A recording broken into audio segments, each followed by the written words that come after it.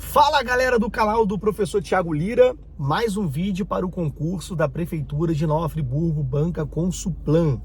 Nesse vídeo vamos falar de verbos, parte 3, tá bom? Já falamos da transitividade dos verbos, o que é um verbo transitivo direto, indireto. E no outro vídeo nós falamos sobre os tempos verbais, que cai bastante na Consulplan. Nessa parte 3 eu vou falar sobre as vozes verbais, tá bom? Muito importante também. O que são vozes verbais? É a relação do verbo com a seguinte pergunta: quem praticou a ação do verbo? Quando eu tenho a seguinte frase: o homem matou o animal, certo? Nós temos o homem, sujeito da oração, ele pratica a ação do verbo, ele é chamado de sujeito agente. E aí nós temos a voz ativa.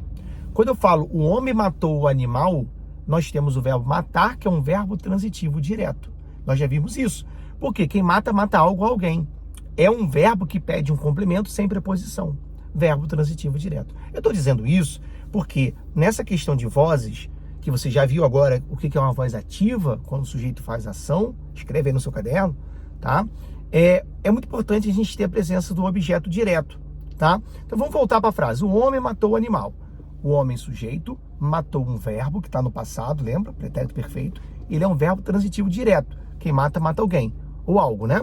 Então, o animal aí é o objeto direto. Agora olha a frase: o animal foi morto pelo homem. Olha que interessante, o animal foi morto pelo homem. Escreve essa frase embaixo da primeira. Agora o animal, ele deixa de ser objeto e passa a ser o sujeito. É um sujeito que sofre ação, chamado de sujeito paciente. Aí nós temos a voz passiva, tá? Muito importante. E repare que eu tenho uma locução: foi morto, tá? O que é locução? São dois verbos, aí é o verbo ser, tá? E aí eu tenho o morto, que está no particípio, tá bom? O verbo matar, que está no particípio. O que acontece, gente? Nós temos aí a locução verbal, que vai te dar o que a gente chama de voz passiva analítica. Voz ativa, o sujeito fez ação. Voz passiva, o sujeito sofre ação, tá? Muito importante. Olha a frase de novo: o animal foi morto pelo homem. Tá vendo essa parte pelo homem? É ele que faz ação, não é? Mas ele não é o sujeito da ação. Ele não é o sujeito da oração, perdão. Ele é chamado de agente da passiva. Então escreve a primeira frase no seu caderno: o homem matou o animal. Sujeito, verbo e objeto. Agora eu tenho o animal foi morto pelo homem. Agora eu tenho quem? O animal sendo um sujeito paciente, porque ele sofre ação, e pelo homem é o agente da passiva. É a função sintática que age nessa voz passiva, chamada de analítica. Beleza? E para terminar, muito importante, coloca a seguinte frase no seu caderno: vendem-se morangos. Preste atenção nisso aí. Muito importante. Esse verbo, quem vende, vende algo, né? É verbo transitivo direto. E eu tenho esse se.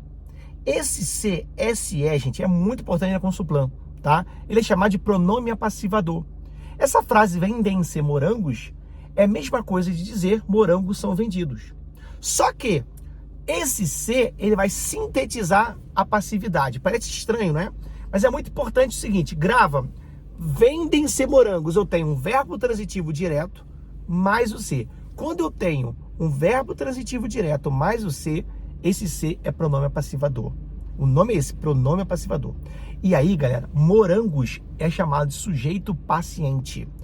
Morangos está no plural e vai concordar, o verbo vender vai ter que concordar com morangos, que passa a ser o sujeito, tá? Então, voz ativa, o sujeito faz ação. Voz passiva, eu posso ter chamada a voz passiva analítica, que é quando eu tenho a locução verbal, e a voz passiva sintética, quando eu tenho a estrutura do pronome apassivador ser.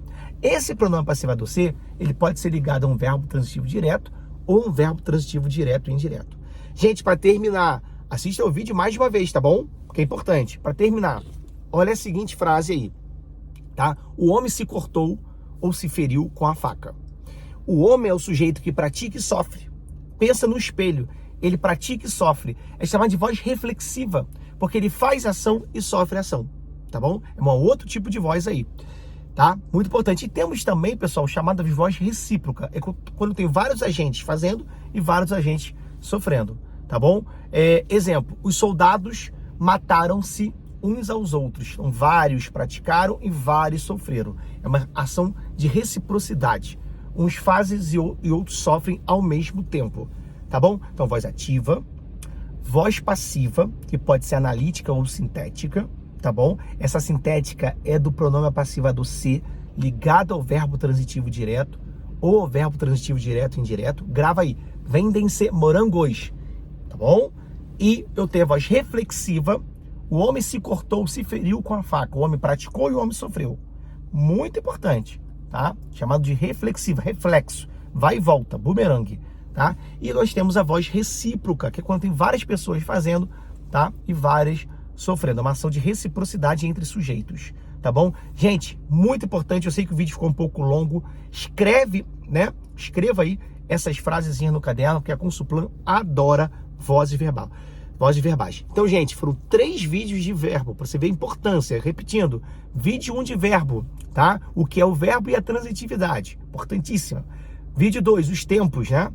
E agora nós estamos falando aí das vozes verbais, beleza? Tudo pensando na Consuplan e o que essa banca mais gosta de cobrar, seja para nível fundamental, médio ou superior. Abraço do professor Thiago Lira e deixa o like aí, que é muito importante para a gente. Se inscreva no canal.